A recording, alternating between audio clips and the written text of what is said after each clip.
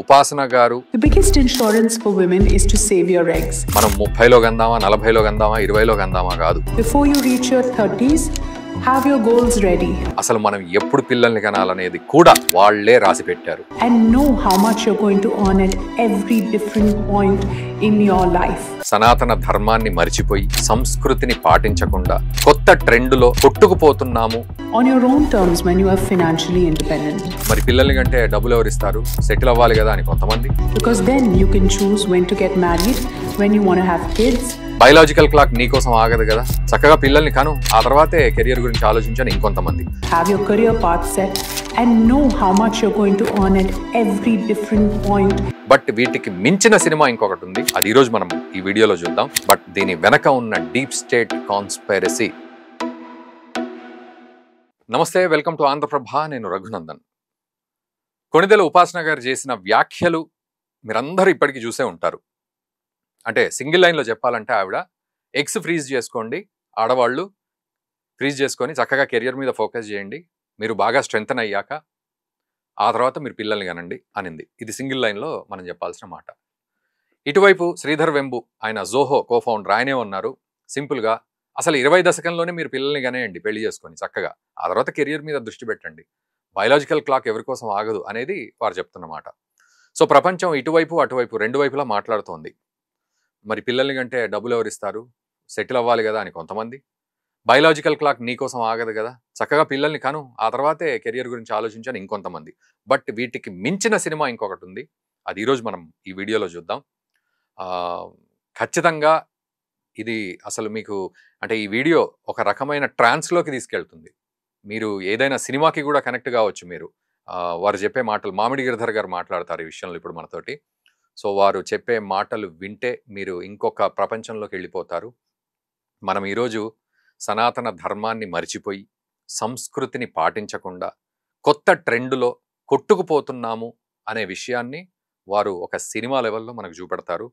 మీకు టాలీవుడ్డా హాలీవుడ్డా ఏ సినిమా గుర్తొస్తుందో నాకు తెలియదు, వీలైతే కామెంట్ కూడా చేయండి మీరు అదంతా విని.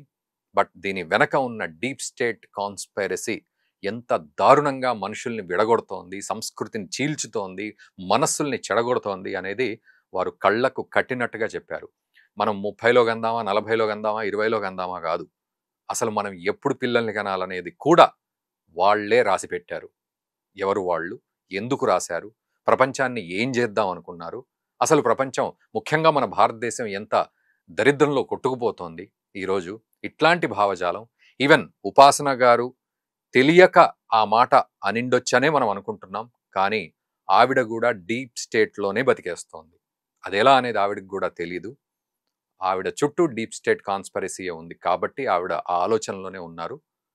మరి ఎవరెవరు ఉన్నారట్లా, ఎందుకు ఆ ఆలోచన వచ్చింది ఆవిడకి, ఆవిడ ఎందుకు సమాజాన్ని ఈ రకంగా డైవర్ట్ చేస్తోందా, డైరెక్ట్ చేస్తోందా అనేది ప్రతిదీ మొత్తం మనకు సినిమా నిజం చెప్పాలంటే. సో మామిడి గిరిధర్ గారితో మాట్లాడదాం. విశ్లేషకులు వారు ఉన్నారు. మామిడి గిరిధర్ గారు నమస్తే అండి, వెల్కమ్ టు ఆంధ్రప్రభ. నమస్తే రఘుజీ, నమస్తే మీకు, మీ ప్రేక్షకులందరికీ నా నమస్కారాలండి.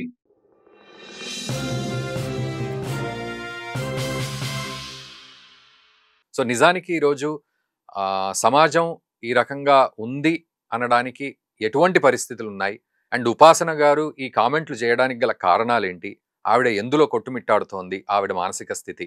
అండ్ మరోవైపు శ్రీధర్ వెంబు, ఆయన 20 దశకంలోనే పెళ్లి చేసుకోండి, పిల్లల్ని కనండి, కెరియర్ గురించి ఆలోచించవచ్చు అంటున్నారు.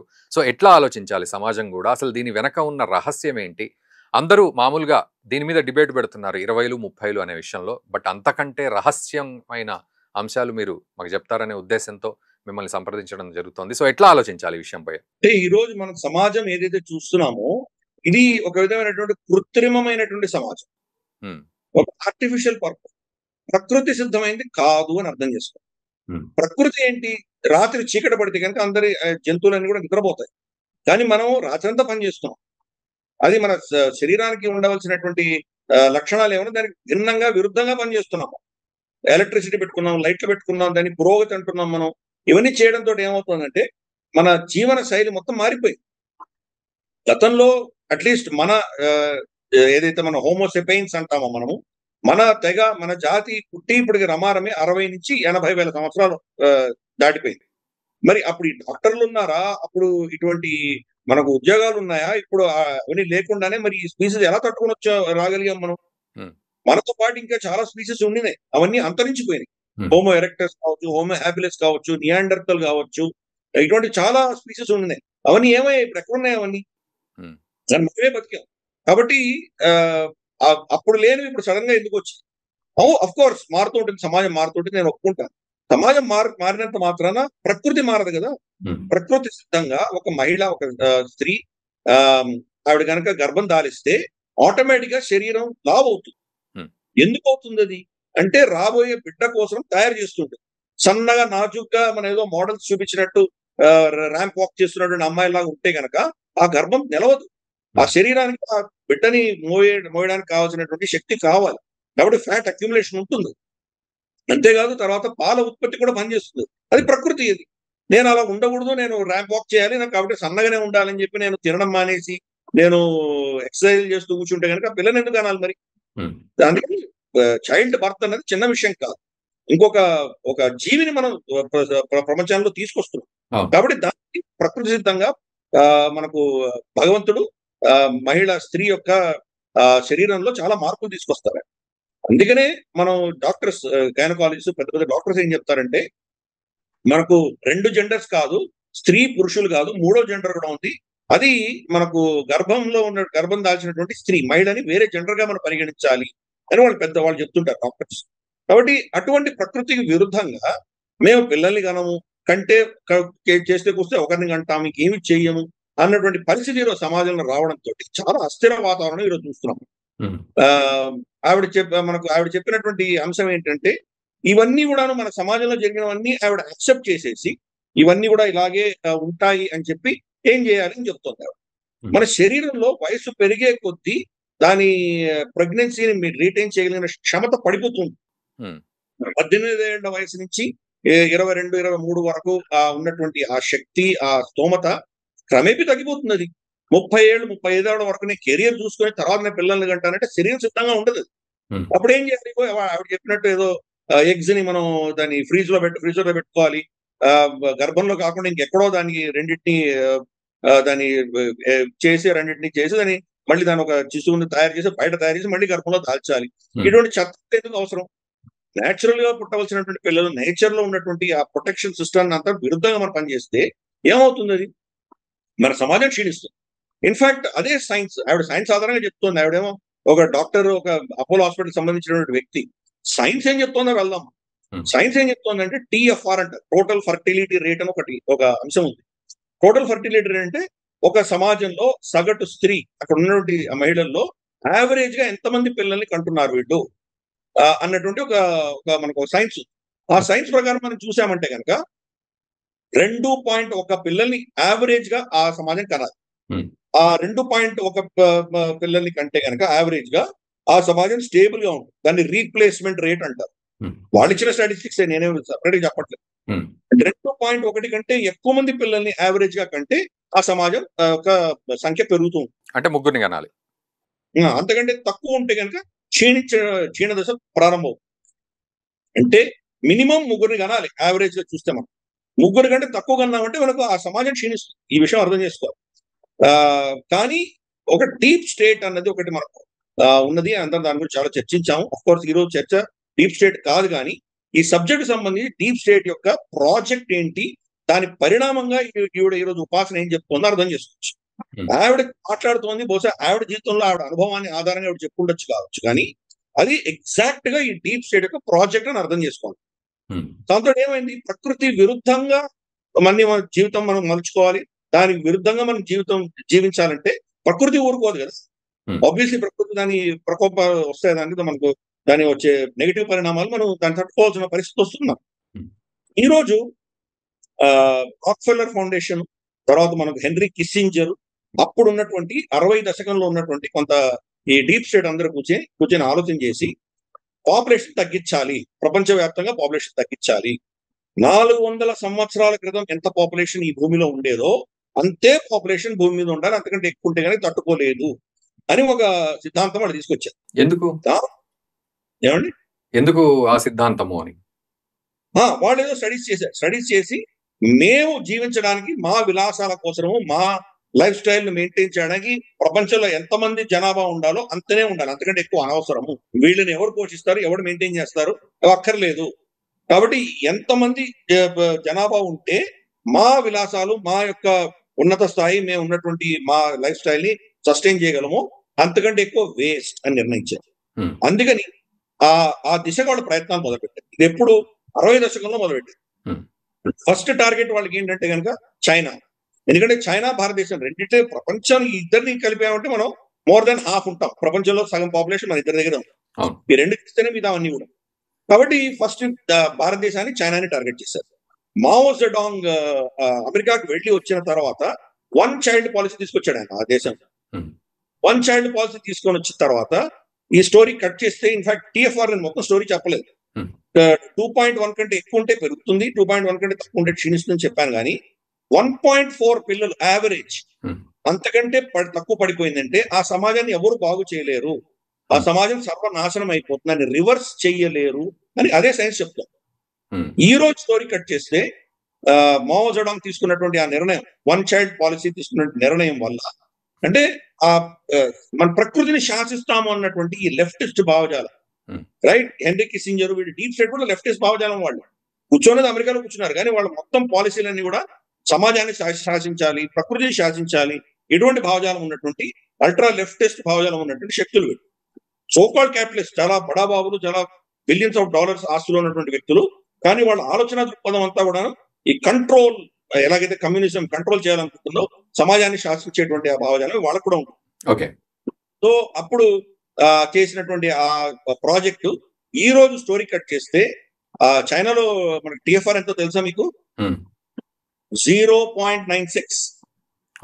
అంటే ఒక మహిళ తన జీవితంలో ఒక పిల్లని కూడా యావరేజ్ గా కనట్లేదు. మరి ఆ సమాజం బతుకుతుందా? ఈ రోజు జపాన్ లో 1.12. జపాన్ లో చూస్తున్నాం మనం, 100 ఏళ్లు పైబడినటువంటి వాళ్ళ సంఖ్య 15-20 ఏళ్ల వయసు సంఖ్యలో ఉన్నటువంటి వాళ్ళకంటే ఎక్కువ ఉంది. తట్టుకుంటుంది అది. దాని ప్రొడక్షన్ కెపాసిటీ లేకపోతే, ప్రొడ్యూస్ చేసేటువంటి వ్యక్తులు లేకపోతే ఆ సమాజం ఏమవుతుంది? ఈ వృద్ధులకి ఎవరు చూసుకుంటారు? వాళ్ళని మెయింటైన్ చేయడానికి, వాళ్ళకు సహాయం చేయడానికి, వాళ్ళకు ఆరోగ్య రీత్యా వాళ్ళకి ఏమైనా చేయడానికి కూడా మనకి ఎవరున్నారు అక్కడ? మనుషులే. సరే, రైట్. ట్యాక్స్ ప్రొడ్యూస్ చేయాలి కదా. ఏదో ప్రొడక్షన్ ఉంటేనే ట్యాక్స్ ఉంటుంది, ధనం వస్తేనే వాళ్ళని చూసుకోగలరు. అది నాశనమైంది. South Korea 0.86. ఇది పరిస్థితి. ఈ ప్రాజెక్ట్ అప్పుడు వాళ్ళు చేపట్టారు. భారతదేశంలో ఏం చేశారు? సంజయ్ గాంధీ మనకు గుర్తుంది, కుటుంబ నియంత్రణ అని పెట్టారు. టార్గెట్లు పెట్టి పిల్లలు కూడా కనన్న వాళ్ళని కూడా తీసుకెళ్లి నజబందీ చేసి పడేశారు. దాంతో ఏమైంది? పాపులేషన్ 2 అనేసరికి 2.1 కంటే తక్కువ. అది ఈ రోజు, అప్పుడెప్పుడో మనకు 70s లో ఆయన స్టార్ట్ చేస్తే ఈ రోజు మనం చూస్తున్నాం.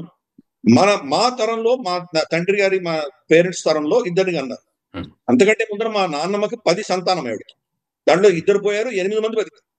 చిన్నాన్నలు, అత్తలు, చాలా పుష్కలంగా మా జీవితం అంతా చాలా అద్భుతంగా నడిచింది. ఈ రోజు నాకు, నా చెల్లెలు, మీ ఇద్దరు తప్ప ఇంకెవరు లేరు. నాకు 2 పిల్లలు, ఇద్దరు. ఇప్పుడు నెక్స్ట్ తరం 2 కూడా కనట్లేదు. ఒకరికంటే చాలా గొప్ప విషయం అయిపోయింది. అది 30 ఏళ్లకో 35 ఏళ్లకో ఎప్పుడో అంటున్నారు. ఇది పరిస్థితి. దీంతో ఏమవుతుందంటే ఈ టిఎఫ్ఆర్ అనేది ఈ రోజు భారతదేశంలో స్టోరీ కట్ చేస్తే 1.93లో ఉన్నాం. మనకి 2.1 మొత్తం కావాలి, 1.93లో ఉన్నాం. మనం కూడా క్షీణదశ మొదలు పెట్టాము. రాబోయే 5-6 సంవత్సరాల్లో మనం కూడా బహుశా 1.4 కంటే కింద పడేటువంటి ప్రమాదం ఈ రోజు ఉన్నది. అందుకనే మోదీ గారు మనకు ఆర్ఎస్ఎస్ 100వ శతాబ్ది దీంట్లో ఫంక్షన్ లో ఆయన కమ్యూనిటీ స్టాంప్ ని, ఆ కాయిన్ ని రిలీజ్ చేస్తున్నప్పుడు ఆయన చెప్పారు, కనీసం 3 కనండి అని ఆయన చెప్పడం. అది మోహన్ భాగవత్ గారు చెప్పారు. అలాగే మనం చూస్తే కనుక చంద్రబాబు నాయుడు గారు కూడా చెప్పారు. వీళ్ళందరూ చెప్పారంటే మన పాపులేషన్ రేషియో తగ్గిపోతుంది. మనకి ఇంకొక 20-30 సంవత్సరాల ఒక అడ్వాంటేజ్ ఉంది. మనకి 25-30 సంవత్సరాల తర్వాత మనం కూడా క్షీణించబోతున్నాము. మనకు కూడా చాలా సీరియస్ ప్రాబ్లమ్స్ ఈ దేశంలో రాబోతుంది. అది వాళ్ళ ప్రాజెక్ట్, డీప్ స్టేట్ ప్రాజెక్ట్ ఆధారంగా జనాభాని తగ్గించడము, చైల్డ్ బర్త్ ని డిలే చేయడము, అదే పనిగా కుట్రపూరితంగా వాళ్ళు చేశారు. ఈ రోజు ఆవిడ ఉపాసన తెలుసో తెలియకో వాళ్ళ యొక్క ప్రాజెక్ట్ ఆధారంగానే ఆవిడ చెప్తారు.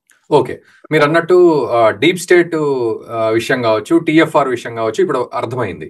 సో మీరు అన్నట్టు తెలుసో తెలియకోనే, ఒక రకంగా తెలియకనే ఆవిడ మాట్లాడింది అనే గ్రాంటెడ్ గా తీసుకుందాం. ఎందుకంటే తెలిసి కుట్ర పన్నాలనే ఉద్దేశం ఆవిడకి లేకపోవచ్చేమో అనే బెనిఫిట్ ఆఫ్ డౌట్ లోనే అట్లా తీసుకుందాము. అయితే ఇక్కడ మనం ఈ పాయింట్కి వచ్చేసరికి సార్, శ్రీధర్ వెంబు ఆయన ఏమంటారు, అసలు 20 ఏళ్ల లోపే మీరు, అంటే 20 దశకంలోనే మీరు పిల్లల్ని కనేయండి అనేది కూడా ఆయన చెప్పేస్తున్నాడు. ఇదొక ఎత్తు. అయితే ఛాలెంజెస్ చాలా ఉన్నాయి కదా. ఒకప్పుడు అంటే కొంత బాల్య వివాహం కాకుండా నెక్స్ట్ జనరేషన్కి వచ్చేసాక పెళ్లి చేసుకోవడం, తర్వాత అమ్మమ్మ, నానమ్మ, తాతగారులు వీళ్ళంతా ఉండి చూసుకోవడం, ఒక joint family.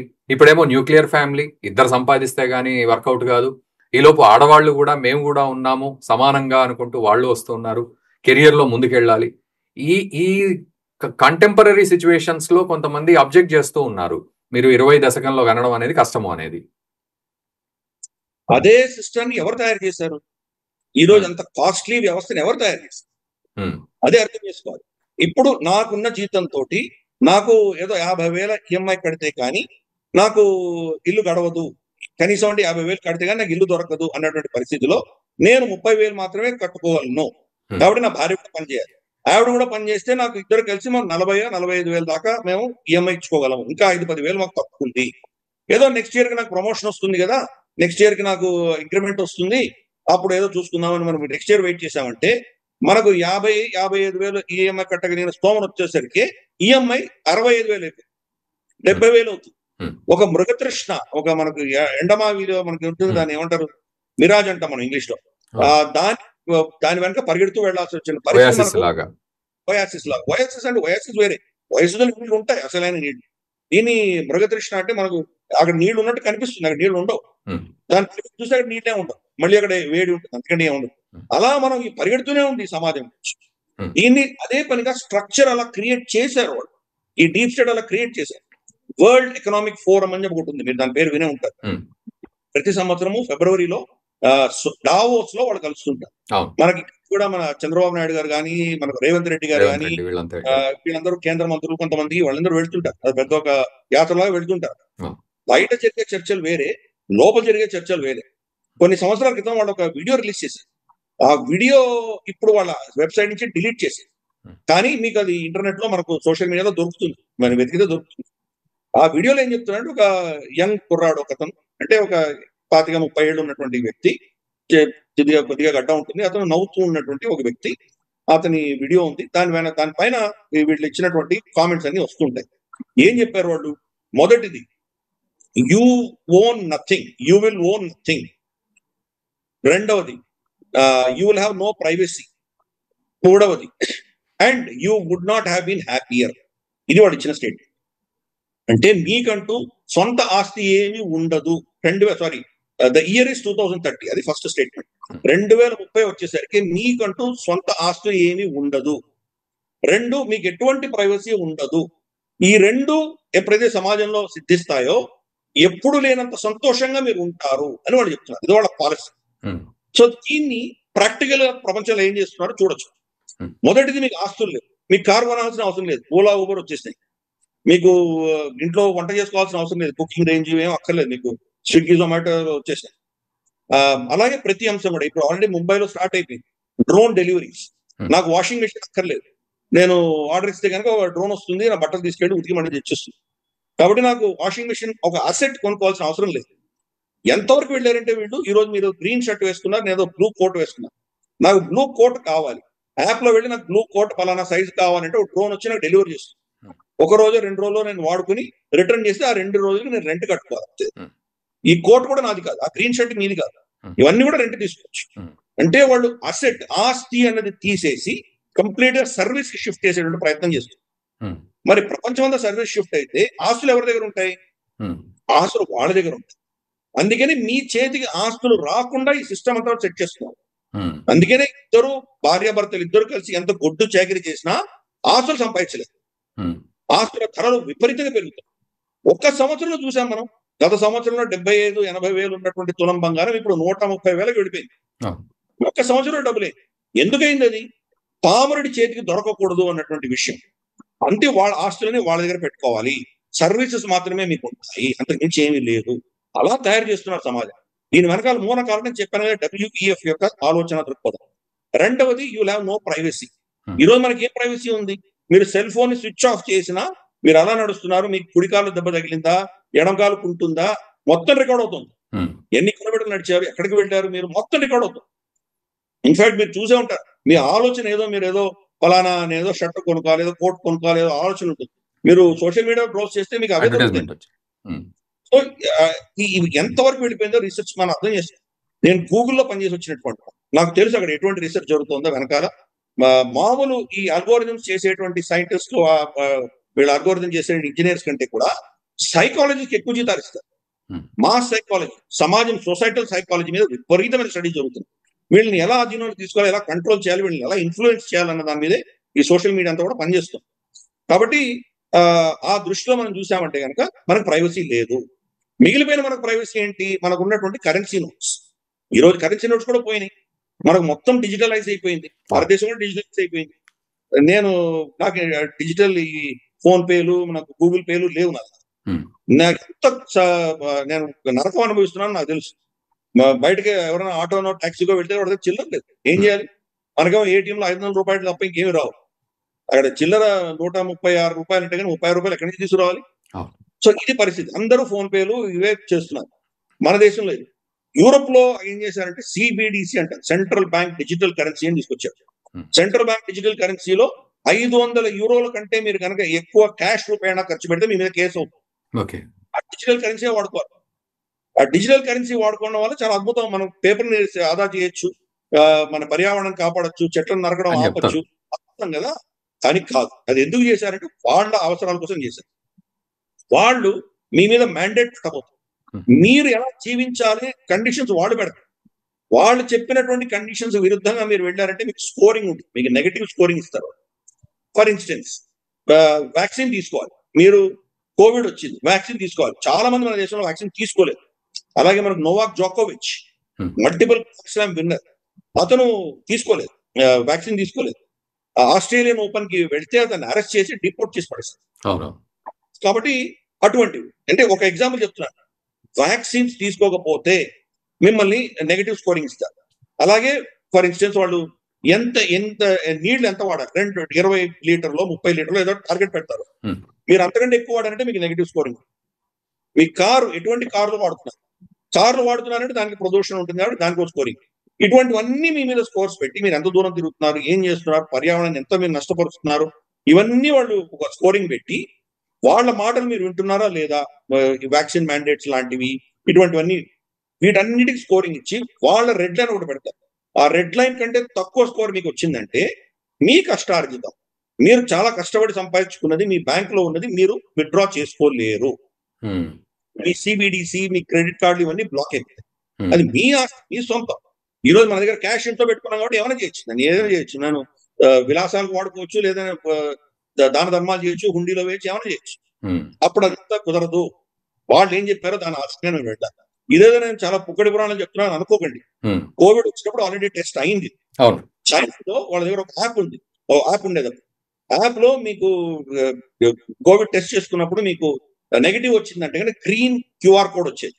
Green QR code వస్తే మీరు బయటకు వెళ్ళొచ్చు, మీరు బస్సులో తిరగచ్చు, మీరు ఏదైనా కొనుక్కోవచ్చు, మీరు ఏటీఎం విత్డ్రా చేసుకోవచ్చు. ఇన్ఫాక్ట్ మీరు లిఫ్ట్ దిగచ్చు, లిఫ్ట్ అది పనిచేస్తుంది, లేకపోతే మీరు లిఫ్ట్ కూడా దిగలేరు, ఇరుక్కుపోతారు. సో అటువంటిది ట్రై చేశారు. ఒక వారం తర్వాత మీరు కనుక మళ్ళీ టెస్ట్ చేసుకోవాలి. మరి టెస్ట్ చేసుకోలేదంటే ముందర ఒక 2 రోజులు ఆరెంజ్ ఉంటుంది, 2 రోజుల తర్వాత మీరు టెస్ట్ చేసుకోకపోయినా లేదా మీకు నెగిటివ్ రిజల్ట్ వచ్చినా అది రెడ్ అయిపోయింది, మీ ఇంటి నుంచి బయటకు కూడా రాలేదు. రైట్. సో ఈ రోజు అనుకుందాం, ఫర్ సపోజ్ ఈ రోజు మీకు గ్రీన్ వచ్చింది, టెస్ట్ చేశారు, మీకు నెగిటివ్ వచ్చింది, సో గ్రీన్ క్యూఆర్ కోడ్ అయింది. ఇమ్మీడియట్ గా మీరు కింద దిగి ఎదురుగా ఉన్న ఏటీఎం లో పైసలు విత్డ్రా చేయడానికి వెళ్ళారు. వెళ్ళంగానే మీ ఫేస్ అక్కడ ఫేషియల్ రికగ్నిషన్ చూస్తుంది ఆ camera. 5G artificial intelligence technology తోటి మీ బ్యాంక్ అకౌంట్ అన్ని తెలిసిపోతున్నాడు. మీరు విత్డ్రా చేయడానికి వచ్చారని తెలుసు. మీరు వెళ్ళి ఏటీఎం కార్డు దాంట్లో మెషిన్ లో పెట్టంగానే రెడ్ అయిపోతుంది మీ క్యూఆర్ కోడ్. మీరు విత్డ్రా చేయలేదు. ఎందుకు? ఇప్పుడే కదా నాకు వచ్చింది, కానీ వెనక నుంచి ఎవరో కంట్రోల్ చేస్తున్నారు. ఎందుకంటే చైనాలో బ్యాంకుల్లో పైసలు అయిపోయింది. ఇలా చూసి ప్రజలందరూ వీధుల్లోకి వచ్చి గొడవ పెడితే ట్యాంకులు తీసుకొచ్చారు వీధుల్లోకి. కాబట్టి ఇవన్నీ ఎక్స్పెరిమెంట్స్ జరిగినాయి. ప్రపంచాన్ని కంట్రోల్ చేసే దిశగా ఇవన్నీ చేస్తున్నారు. ఆ పరిస్థితుల్లో ఇప్పుడున్నటువంటి కామన్ ఎవరైతే మనకు జంటలు ఉన్నారో వాళ్ళ చేయి జారిపోతున్నాయి, ఇవన్నీ వాళ్ళు తట్టుకోలేనటువంటి పరిస్థితి. గతంలో సంవత్సరానికి 10 లక్షల జీతం ఉందంటే కనుక ఒక లగ్జూరియస్ జీవితం అని గడిపేవాడు. ఈ రోజు అటువంటి పరిస్థితి లేదు. ఇన్ఫాక్ట్ ఇంట్లో పని మనుషులు దొరకట్లేదు. మనం పిల్లని కంటే కనుక ఈరోజు ఆ పిల్లని చూసుకోవడానికి కేర్ టేకర్ నెలకి 20-30 వేలు డిమాండ్ చేస్తున్నారు. ఆ సిస్టమ్ లేదు మనకు, ఎందుకంటే ఉమ్మడి కుటుంబాన్ని నాశనం చేశారు. వాళ్ళ ఈ డీప్ స్టేట్ ఎక్కడెక్కడ చేశారో మనం చూస్తే కనుక మీరు స్టన్ అయిపోతాం. ఫర్ ఇన్స్టెన్స్ మనకు తెలుగు సీరియల్స్ చూడండి, రోజు మనం సీరియల్స్ వస్తాయి కదా సాయంత్రం, సీరియల్స్ లో అత్త అన్న క్యారెక్టర్ ఎప్పుడు నెగిటివ్, ఆవిడ ఒక విలన్. ఆడబడుచు అనేది ఏదైనా మీకు కప్పు కాఫీ తెచ్చిస్తాను వాళ్ళ విషయం ఉండి తీరుతుంది. సో ఇలా నెగిటివ్ క్యారెక్టర్ తీసుకొచ్చారు, రైట్. కంప్లీట్ గా ఉమ్మడి కుటుంబాన్ని సర్వనాశనం చేశారు. చిన్న పిల్ల 11-12 ఏళ్ల పిల్ల, ఇంకా పెద్ద మనిషి కూడా అవ్వలేదు, పెళ్ళి అవ్వాలి రేపు. ఆ పిల్లకి అప్పటి నుంచి మనసులో ఏముంటుంది, అత్త మామ ఉన్నటువంటి ఇంటికి నేను వెళ్ళను, ఆ మొగుడు నేను ఇద్దరు ఉంటేనే వెళ్తాను. అంటే ఉమ్మడి కుటుంబాన్ని చంపేశారు. ప్లస్ గతంలో అట్లీస్ట్ మా తరము బహుశా ఇంకా మీ తరం దాకా కూడా కొంత తొందరగా పెళ్లిళ్ళు అయ్యాయి. అంటే వీళ్ళు పిల్లలు పెరిగి ఉద్యోగాలు వచ్చేసరికి ఇంకా తల్లిదండ్రులు కూడా ఉద్యోగాలు చేస్తూ ఉంటారు. ఈ 35 ఏళ్ల తర్వాత చేసేవాళ్ళు బహుశా వాళ్ళకి ఉండకపోవచ్చు, కానీ బట్ జనరల్ గా అప్పుడు ఉన్నటువంటి 20 ఇయర్స్ లో ఉన్నప్పుడు పెళ్లి చేసుకున్న వాళ్ళందరికీ కూడా తల్లిదండ్రులు కూడా ఉద్యోగాలు చేస్తుంటారు. వాళ్ళు వచ్చి మనవాళ్ళని చూసుకునే పరిస్థితి వాళ్ళకు కూడా లేదు. ఎకో సిస్టమ్ లేదు మన దేశం. కాబట్టి పిల్లలు కనడం అనేది చాలా కష్టతరమైనటువంటి విషయం. వాళ్ళని మెయింటైన్ చేయడం ఖర్చు విపరీతంగా పెరిగిపోయింది. అందుకని పిల్లలు కనడం మానేశారు. సో ఈ టీఎఫ్ఆర్ దెబ్బతింది. నెక్స్ట్ జనరేషన్ వచ్చేసరికి టీఎఫ్ఆర్ 1.4 కంటే కింద పడిపోయింది. అంటే మన దేశ భవిష్యత్ ఏమవుతుంది. వాళ్ళ వ్యక్తిగతంగా చూస్తే మేము తట్టుకోలేము, మా ఖర్చులు భరించలేమంటాం. స్కూల్, మీరు ప్రీ స్కూల్ ఎల్కేజీ యూకేజీ లేదా అంతకంటే ముందు ప్రీ స్కూల్ అడ్మిట్ చేశారంటే మీకు లక్షల్లో మీకు ఫీజులు ఉన్నాయి. ఎలా మెయింటైన్ చేస్తారు పిల్లల్ని? ఏ స్కూల్కి వెళ్ళినా విపరీతమైన కాస్ట్. వ్యాక్సిన్ మ్యాండేట్, మీరు అపోలో హాస్పిటల్ కానీ ఏదైనా మేజర్ హాస్పిటల్స్ వెబ్సైట్ లో వెళ్ళి మీరు డౌన్లోడ్ చేయండి. పిల్లవాడు కానీ పిల్ల కానీ పుడితే మొదటి సంవత్సరంలో రమారమి 35 వ్యాక్సిన్స్ వాళ్ళు దానికి రికమెండ్ చేస్తున్నారు. 35 వ్యాక్సిన్, దాని ఖర్చు ఎంత ఉంటుంది? హోమ్ టు టూమ్ క్యాప్చర్ చేశారు. గర్భం దాల్చినప్పటి నుంచి మీరు చనిపోయిన వరకు కంప్లీట్ గా మెడికల్ ఇండస్ట్రీ క్యాప్చర్ చేస్తుంది. మీకు తెలియదు. దాంట్లో ఉన్నటువంటి పరిస్థితి ఏంటంటే ఈ వ్యాక్సిన్స్ లో రమారమి 40% రోగాలు మన దేశంలో లేనే లేదు. ఎక్కడో బుర్కినో ఫాసో, నైజర్, ఇంకేదో మాలి, ఆ ఊర్లలో వీళ్ళు అదే పనిగా ఈ ఫార్మస్యూటికల్ కంపెనీలు కొన్ని వైరస్లు వదిలిపెడతారు అక్కడ. వాళ్ళు ఎందుకంటే వాళ్ళు కోతుల కింద వాళ్ళకి లెక్క, నల్లవాళ్ళు కదా, వాళ్ళకి ఏం వాల్యూ లేదు. అక్కడ ఒక 10,000 మంది 20,000 మంది చచ్చిపోతే అప్పుడు వీళ్ళు దాన్ని వ్యాక్సిన్ రిలీజ్ చేస్తారు. వీళ్ళు ఆల్రెడీ ఒక రోగము వ్యాక్సిన్ రెండు తయారు చేసి పెట్టుకొని ఉన్నారు, కానీ ఇప్పుడు 20,000 మంది 30,000 మంది చనిపోయిన తర్వాత వెయిట్ చేస్తారు, తర్వాత రిలీజ్ చేస్తారు. చేయంగానే WHO వరల్డ్ హెల్త్ ఆర్గనైజేషన్ ఇది ఇంటర్నేషనల్ పాండమిక్ అని చెప్పి ఒక ఏదో డిసీజ్ అని చెప్పి నేను డిక్లేర్ చేసి వ్యాక్సిన్ మ్యాండేట్ చేస్తారు. సో ఆ 20,000 మందినో ఆ దేశంలో 1,00,000 మందిని సేవ్ చేయడం వాళ్ళకు ఒక ఇన్వెస్ట్మెంట్. దాని ఇన్వెస్ట్మెంట్ ఆధారంగా ప్రపంచవ్యాప్తంగా వ్యాక్సిన్లు అమ్ముతాం. మన పిల్లలు ఆ వ్యాక్సిన్లు వేసుకోవాలి. ఈ రోజు కొత్తగా పిల్లని కనేటువంటి తల్లికి వెళ్ళి ఈ వ్యాక్సిన్లు మన దేశంలో అక్కర్లేదమ్మా, అది ఎక్కడో అక్కడ ఆ దేశంలో రోగాలు, మొదటి రోజు రెండో రోజు మొదటి వారం ఎందుకు ఇస్తున్నాం మీ పిల్లలకి ఈ వ్యాక్సిన్లు ఇవ్వద్దమ్మా అని మీరు చెప్పి చూడండి. ఆ తల్లి ఏమంటుంది, అమ్మో నేను నా కొడుకు ఏమైనా రోగాలు వచ్చేస్తే నేను క్వశ్చన్ లేదు, డాక్టర్ ఏం చెప్పాడు వింటా. అంటే భయం అన్నది టేక్ ఓవర్ చేశారు వాళ్ళు, మనల్ని టేక్ ఓవర్ చేశారు.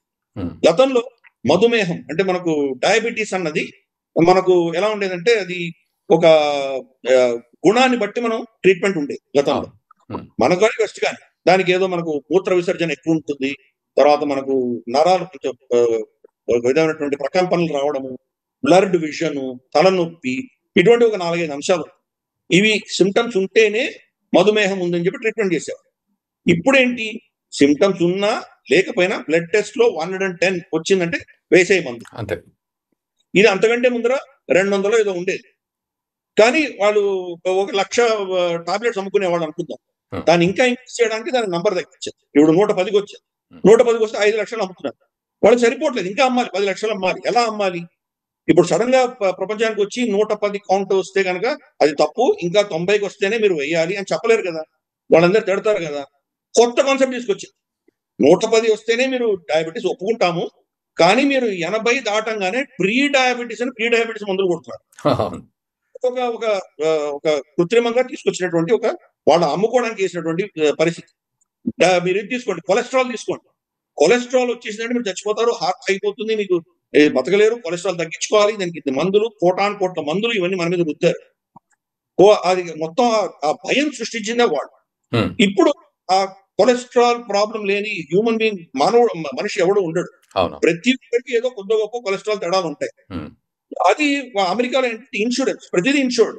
కాబట్టి ఇన్సూరెన్స్ కంపెనీస్ ఈ కొలెస్ట్రాల్ ట్రీట్మెంట్ కి పైసలు ఇవ్వలేక నష్టాల్లోకి వెళ్ళిపోయి ఓకే. పెడితే సడన్ గా ఒక రోజు పొద్దున్న నిద్ర లేచి అమెరికన్ ప్రభుత్వం ఏం చెప్పిందంటే కొలెస్ట్రాల్ అనేది రోగమే కాదు, తీసి పడేసింది.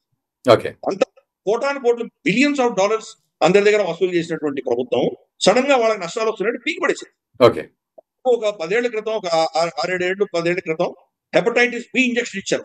ఉమ్, హెపటైటిస్ బి ఇంజెక్షన్ తీసుకోకపోతే చచ్చిపోతారన్నారు అందరు. ఉమ్, గొగ్గోలు పెట్టారు. ఈ రోజు దాని గురించి ఎవరు మాట్లాడుతున్నారు? ఆ. తర్వాత పుట్టిన అందరికి అక్కర్లేదా? సో ఇవన్నీ ఏంటంటే వాళ్ళ ఇండస్ట్రీ కోసం, వాళ్ళ వర్చెస్, వాళ్ళ లాభాల కోసం వాళ్ళు ఇటువంటి నేరేటివ్స్ మనలో క్రియేట్ చేశారు. దాని విక్టిమ్స్ ఈ రోజు కొత్తగా పెళ్ళైనటువంటి దంపతులు. వాళ్ళ భయాలు, వాళ్ళ ఖర్చులు విపరీతంగా పెరిగిపోయి ఆ లైఫ్ స్టైల్ ఎంత దాటిపోయింది, వాళ్ళ చేతి దాటిపోయింది. ఓకే. ప్రకృతి సిద్ధంగా ఉండవలసిన జీవితానికి వ్యతిరేకంగా వెళ్తున్నాం కాబట్టి ఈ రోజు 30 ఏళ్ళు వచ్చినా 35 ఏళ్ళు వచ్చినా మనం పిల్లలు కనమంటే కనుక ఆ శరీరం ప్రకృతి సిద్ధమైన శరీరం, దాన్ని మనం ఏం చేయలేం, అది తట్టుకోలేదు. అందుకనే సిజేరియన్ 90% మీరు ఆ వయసు దాటిన తర్వాత సిజేరియన్ ఉంటాయి. నార్మల్ డెలివరీలు అసలు ఎక్కడో లెక్క పెట్టచ్చు. ఉమ్, కాబట్టి ఆ పరిస్థితి తీసుకొచ్చారు. అందుకని ఆవిడ చెప్తోందంటే ఆవిడ కూడా ఆ సిస్టమ్ లో వచ్చినటువంటి వ్యక్తే కాబట్టి అలాగే ఆలోచన చేస్తుంది.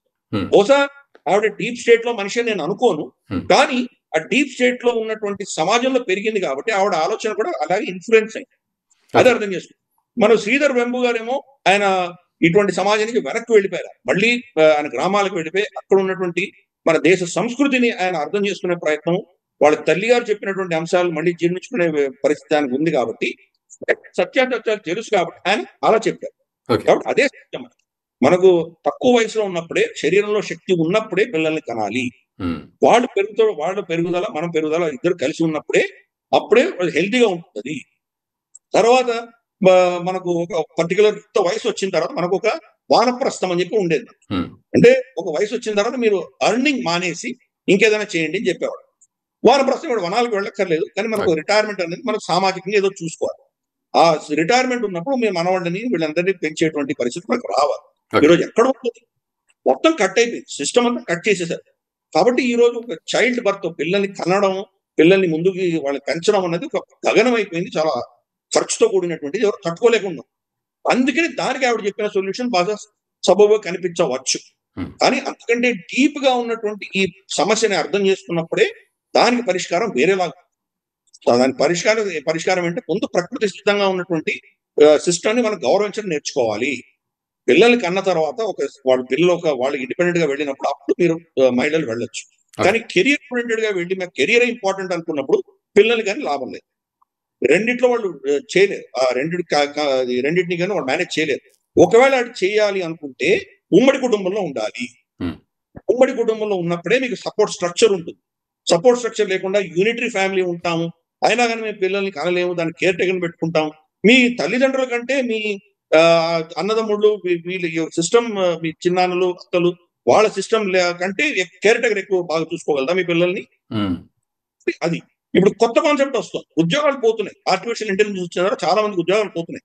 చాలా ఖర్చుతో కూడినటువంటి ఈఎంఐలు వాళ్ళు ఖర్చు పెట్టి ఇళ్ళు కొంటున్నారు, కార్లు కొంటున్నారు. సో ఇప్పుడు తీర్చుకోలేక వాళ్ళు ఉద్యోగాలపై చాలా కష్టాలు పడుతున్నారు. బూమరాంగ్ జనరేషన్ మొదలైంది. ఉమ్, మనం కొట్టామంటే మళ్ళీ తిరిగి మన దగ్గర వస్తుంది కదా. అవును. ఆ ఒక టర్మ్ ఇప్పుడు మనం చూస్తున్నాం. వీళ్ళందరూ మళ్ళీ వాళ్ళ తల్లిదండ్రులకు వెళ్ళిపోతున్నారు. జనరేషన్ గ్యాప్ ఉన్నా కొట్టుకున్నా కానీ మళ్ళీ వాళ్ళకి వెళ్ళిపోతున్నారు, ఉమ్మడి కుటుంబంలోకి వెళ్ళిపోతున్నారు. అటువంటి ట్రెండ్ కూడా తయారైంది. ఎందుకంటే ఈ సిస్టమ్ అంతా కూడా, ఈ డీప్ స్టేట్ తయారు చేసిన సిస్టమ్ ఫెయిల్ అవుతుంది. ఉమ్, వాళ్ళ ఇంట్రెస్ట్ కోసము, జనాభాను తగ్గించడానికి కోసము, అందరినీ కంట్రోల్ చేయడానికి కోసం ఒక ఉమ్మడి కుటుంబంలో ఉన్నటువంటి సమాజాన్ని వాళ్ళు విచ్ఛిన్నం చేసి వ్యక్తిని కంట్రోల్ చేసేటువంటి ప్రయత్నం చేస్తున్నారు. ఓకే. వ్యక్తిని చీలుస్తున్నారు. ఉమ్మడి కుటుంబం చీల్చారు, తర్వాత భార్యాభర్తల మధ్యలో డివోర్స్ రేట్లు పెంచారు, ఇవన్నీ చేశారు. నెక్స్ట్ ఏం చేస్తున్నారు? వ్యక్తిని చీలుస్తున్నారు. ఉమ్, వ్యక్తిని ఏం చేస్తున్నారు? దానికి వోకిజం అంటారు. ఈ రోజు నేను పురుషుణ్ణి, రేపు కూడా నాకు మీసాలు గడ్డాలు ఉంటాయి, కానీ నేను స్త్రీ అని నా మనసులో అనిపించింది కాబట్టి నేను స్త్రీని. అవును. నేను స్త్రీ టాయిలెట్ కి వెళ్ళొచ్చు, స్త్రీల స్పోర్ట్స్ లో పార్టిసిపేట్ చేయొచ్చు, నా హక్కుని ఎవరు కాదని. రైట్. మూడో రోజు రెండు కాదు, నేను రెండు కానీ మూడో జెండర్ నేను అనుకుంటాను. నాలుగో రోజు నేను పిల్లో కుక్కనో అనుకుంటాను, మనిషి కాదనుకుంటా, నా హక్కు. ఇది ఎక్కడో జరిగింది, అమెరికాలో జరుగుతుంది అనుకోకండి. మన దేశంలో హైదరాబాద్ లో హైటెక్ సిటీలో ఐటీ కంపెనీలో రిజర్వేషన్స్ ఉన్నాయి. ఉమ్, ఈ రోజు మనకు మామూలుగా ఉద్యోగం దొరకదు అన్నటువంటి వాళ్ళు కూడా గడ్డాలు మీసాలు వేసుకుని చీర కట్టుకుని వెళ్తున్నారు, ఆ రిజర్వేషన్ కోటాలు వెళ్తున్నారు. ఉమ్, లింగ మార్పిడి మీరు సర్జరీ చేసుకుంటే $100,000 వాళ్ళు ఇంట్రెస్ట్ ఫ్రీ అప్పులు ఇస్తున్నారు. సో సిస్టమ్ అంతా కూడా అదే పనిగా సమాజానికి విచ్ఛిన్నం చేయడానికి చేసిన దాంట్లో భాగంగానే పిల్లలు కనకూడదు, కంటే లేట్ గా కనాలి, కంటే ఒకరిని కానండి. ఇన్ఫాక్ట్ మనకు అడ్వర్టైజ్మెంట్స్ ఉన్నాయి, బ్లాక్ అండ్ వైట్ డ్రింక్ ఒకటి కానీ, వాట్సాప్ కానీ, ఇటువంటి చాలా అడ్వర్టైజ్మెంట్స్ హిందీలో వచ్చినటువంటి అడ్వర్టైజ్మెంట్స్ చెప్తున్నాం. ఏదో అమెరికాలో ఉన్నట్టు కాదు. పిల్లల్ని కండి, మాకు పిల్లలు వద్దు అన్న వాళ్ళని ఏమంటారు, ఇటువంటివన్నీ కాన్సెప్ట్స్ ఇస్తున్నారు. ఈవెన్ మనకు పెప్పా పెగ్ అని చెప్పేసి మనకు కార్టూన్ వస్తుంది కదా, పిల్లలు చూస్తుంటారు. దాంట్లో చిన్న పంది కార్టూన్స్ పిల్లలందరూ సరదాగా చూస్తారు. దాంట్లో ఈ లెస్బియనిజం, ఇటువంటి LGBTQ అనేది తీసుకొస్తున్నారు. చిన్న పంది స్కూల్లో ఫ్రెండ్ తో చెప్తుంటారు, మా ఇంట్లో 2 అమ్మలు ఉన్నారు, ఒక అమ్మ వెళ్ళి ఆఫీస్ లో పని చేస్తుంది, ఇంకో అమ్మ ఇంట్లో నాకు వంట చేసి పెడుతుంది అని చెప్తాం. ఎంత ఉంది, కానీ అది లెస్బియన్ రిలేషన్షిప్ ని నార్మలైజ్ చేసేటువంటి కార్టూన్స్. పెద్దవాళ్ళు ఏంటంటే వాళ్ళ మా పిల్లలకి వాళ్ళని హ్యాండిల్ చేయలేక వాళ్ళ మొహాన్ని ఒక టాబ్లెట్ పడేస్తారు, వీళ్ళు పడి వీళ్ళు ఏదో వాట్సాప్ చూసుకుంటారు. దాంట్లో ఏం కంటెంట్ ఉందో మనం చూస్తున్నామా? ఓటీటీ ప్లాట్ఫామ్ కావచ్చు, అడ్వర్టైజ్మెంట్స్ కావచ్చు, మనకు సీరియల్స్ కావచ్చు, సినిమాలు కావచ్చు, మొత్తం వాళ్ళు క్యాప్చర్ చేశారు. ఇవన్నీ కూడా ఒక పద్ధతి ప్రకారం జరిగినటువంటివి. ఒక కోసము సమాజాన్ని కంట్రోల్ చేయడానికి కోసం, పాపులేషన్ తగ్గించడానికి కోసం చేసినటువంటివి. కాబట్టి ఉపాసన గారు మాట్లాడినా, లేదా ఈరోజు మన పిల్లలు మేము ఎలా తట్టుకోగలము, ఒక పిల్లని కండడం చాలా కష్టంగా ఉంది, ఎలా మెయింటైన్ చేయగలము, ఖర్చులు విపరీతంగా ఉన్నాయి, మేము ఇద్దరం పని చేస్తే కానీ చేయలేమన్నవి కానీ ఇన్నోసెంట్ వాళ్ళ పాపం దీనికి విక్టిమ్స్ అని మనం భావించాలి. వీళ్ళు చేస్తున్నారు అనుకోకూడదు. నిజంగా వాళ్ళకు ఉన్న ప్రాబ్లమ్స్ సహజమైనటువంటి నిజమైన ప్రాబ్లమ్స్, కానీ ఆ ప్రాబ్లమ్స్ క్రియేట్ చేసింది వీళ్ళని కంట్రోల్ చేయడానికి, జనాభాను తగ్గించడానికి చేశారు డీప్ స్టేట్ అని అర్థం చేసుకోండి. ఓకే, సో సింగిల్ లైన్ లో దీనికి ఒక కంక్లూజన్ ఇవ్వండి సార్. అంటే మీరు చెప్తూ ఉంటే నాకు ఒక కల్కి సినిమా కనబడ్డది, స్క్విడ్ గేమ్ కనబడ్డది, ఆఖరికి ఒక హాలీవుడ్ సినిమా, ఇవన్నీ కూడా కనబడ్డాయి ఇప్పుడు మీరు చెప్తుంటే. అందుకే సైలెంట్ గా వింటూ ఉన్నా, ఒక పెద్ద ప్రపంచమే కనబడింది. ఒకప్పుడు షిండ్లర్స్ లిస్ట్ సినిమా చూశాను, అట్లా ఇవన్నీ రకరకాల మిక్స్డ్ ఫీలింగ్స్ వచ్చాయి నాకు. బట్ కంటెంపరీ సొల్యూషన్ ఏంటి మరి? ఇంత విషయాన్ని ప్రతి ఒక్కరూ చిన్న చిన్న వాటిల్లో ఆలోచించలేరు కదా. సో మరి వీళ్ళు ప్రాక్టికల్ గా ఎలా ఆలోచించి వెంటనే ఒక అడుగు వేయాల్సిన పరిస్థితి. అందుకనే మనకు ఫస్ట్ ఉమ్మడి కుటుంబము, సంఘటనమే శక్తి హై. మనం కలిసి ఉంటేనే మనకు శక్తి ఉంది. క్రమేపీ దాని దృష్ట్యా మనం ఆలోచించడం మొదలుపెట్టాం. కొంతమంది ఏం చేస్తున్నారంటే, అదే ఫ్లాట్ లో ఒక ఫ్లాట్ లో వీళ్ళు ఉంటారు, ఇంకో పక్క ఫ్లాట్ లో వాళ్ళ తల్లిదండ్రులు పెట్టుకుంటున్నారు, అదే కింద ఫ్లాట్ లో వాళ్ళ చెల్లెళ్ళు ఉంటారు, పై ఫ్లాట్ లో వాళ్ళ అన్ననో తమ్ముడో ఉంటాడు. ఇలా కొంత అరేంజ్మెంట్ చేసుకున్నారు, కొన్ని పెట్టుబడులు కలిగించుకున్నారు. వీళ్ళు ఉద్యోగాలకు వెళ్ళేటప్పుడు వాళ్ళ ఇంట్లో వదిలేసి వెళ్ళిపోవడం, ఇటువంటి ఏవో స్ట్రక్చర్స్ ఉన్నాయి. కాబట్టి ఇటువంటి కొన్ని మనం ఏదో మోడర్న్ సమాజానికి సంబంధించి కొంచెం మనం దాన్ని ఆలోచన చేయాలి. కానీ కీలకమైందంటే మళ్ళీ మన పూర్వీకులు ఎలా జీవించారు, ఏ మౌలికమైనటువంటి సిద్ధాంతాల ఆధారంగా జీవించారు, ఉమ్మడిగా జీవించాం, అదే మన సంఘటన, ఆ శక్తి అనేది మనం మళ్ళీ పునఃస్థాపించాలి. వ్యక్తిగతం అయిపోతే కనుక మనకి ఇన్సూరెన్స్ పెట్టుకోవాలి, దాంతో మనం సఫర్ అవ్వాలి. ఈ రోజు మీరు అపోలో హాస్పిటల్ కానీ, కేర్ హాస్పిటల్ కానీ, ఏఐజీ కానీ, ఇటువంటి పెద్ద పెద్ద హాస్పిటల్స్ మీరు వెళ్ళి చూసారంటే చిన్న చిన్న గ్రామాల నుంచి వాళ్ళు పేషెంట్స్ తీసుకొని వస్తారు, కానీ ఆ ఊరు ధరలు వస్తుంది అక్కడ. వాళ్ళకి ఇన్సూరెన్స్ ఉండదు, వాళ్ళ దగ్గర ఏమి ఉండదు. సరే, ఇప్పుడు ప్రభుత్వ ఇన్సూరెన్స్ వచ్చినాయి కొన్ని, మనకు ఇదేమంటారు ఆయుష్మాన్ భారత్, ఇటువంటివి కొన్ని వచ్చినాయి. బట్ అదర్వైజ్ వాళ్ళకి కావాల్సిన ఖర్చులన్నీ సమాజం భర్తీ చేసేది. గతంలో సమాజం యొక్క బాధ్యతను తీసేసి ఇన్సూరెన్స్ కంపెనీలకి, ప్రభుత్వాలకి అప్పచెప్పినటువంటిదే ఈ సోకాల్డ్ సోషలిజం. సోషలిజం ప్రపంచవ్యాప్తంగా ఫ్లాప్ అయింది. ఎక్కడ కూడాను ప్రభుత్వం ఇంత శక్తి, ఇంత రెస్పాన్సిబిలిటీ తీసుకోలేదు. సమాజం వాళ్ళ రెస్పాన్సిబిలిటీ ఉంటేనే అది సర్వైవ్ అవుతుంది, లేకపోతే అవ్వదు. ఈరోజు అమెరికాలో చూడండి, $30 ట్రిలియన్ ఎకానమీ డబ్బా కొట్టుకుంటారు, కానీ $38 ట్రిలియన్ అప్పు ఉంది వాళ్ళు. ఈ రోజు వాళ్ళ ఇంట్రెస్ట్, సంవత్సరానికి ఇంట్రెస్ట్ $1 ట్రిలియన్ ఇంట్రెస్ట్ కట్టాలి. ప్రపంచంలో ఒక 7-8 దేశాలు, టాప్ 7-8 దేశాలు తీసేస్తే ఇంకా మిగతా దేశాలు ఎవరు కూడా $1 ట్రిలియన్ ఎకానమీ లేదు. అంతటి ఖర్చు పెట్టారు. ఈ రోజు వాళ్ళ డిఫెన్స్ ఎక్స్పెండిచర్ కంటే కూడా ఎక్కువ ఇంట్రెస్ట్ ఎక్స్పెండిచర్ ఉంది.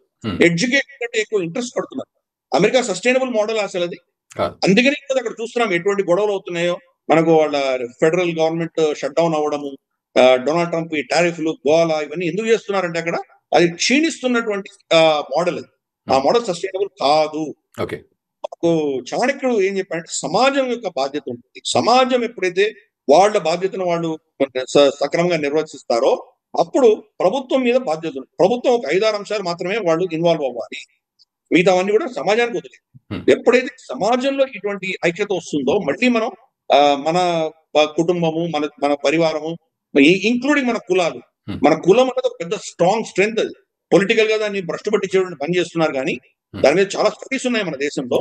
ఈ మన ఇండస్ట్రియల్ క్లస్టర్స్ ఏవైతే ఉన్నాయో మనకు కోయంబత్తూర్, ఈరోడ్, సేలం, తిరుపూరు, తర్వాత మనకు పటిండా, ఇలా దేశవ్యాప్తంగా ఉన్నవాడు అన్నిటి మీద కూడా స్టడీ చేశారు. స్టడీలో ప్రతి దాంట్లో అక్కడ ఖత్రీస్ అయితే, ఇక్కడ ఇంకెవరో తేవర్స్ అయితే, ప్రతి క్లస్టర్ లో ఒక కులం చాలా ప్రిడామినెంట్ గా ఉంటుంది.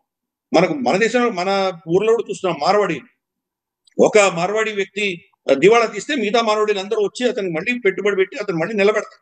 కాబట్టి ఫీలింగ్ ఆఫ్ యూనిటీ అన్నది దాంట్లో ఉన్నది. మనకు అర్థం చేసుకోవాలి. పాలిటిక్స్ వచ్చేసి భ్రష్టు పట్టించారు, కానీ మనం ఎప్పుడైతే సంఘటనగా ఉంటామో, ఐక్యతగా ఉంటామో, ఐకమత్యంగా ఉంటామో, అప్పుడే ఈ సొల్యూషన్స్ వస్తాయి.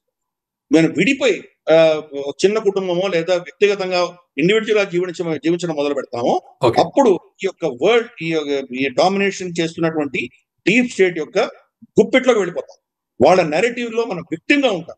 మనకేదో అన్యాయం జరుగుతుంది, మనకి చేస్తుంది కరెక్ట్ అన్నటువంటి భావనే మనకు ఉంటుంది. కాబట్టి అక్కడి నుంచి బయటికి రావాలంటే మళ్ళీ మన పెద్దలు నేర్పించినటువంటి నీతులు, మన పెద్దలు ఇచ్చినటువంటి ఆ సంస్కారాన్ని మళ్ళీ ముందు తీసుకురాగలిగితే, అఫ్ కోర్స్ మోడర్న్ పరిభాషలో మనం తీసుకురావాలి.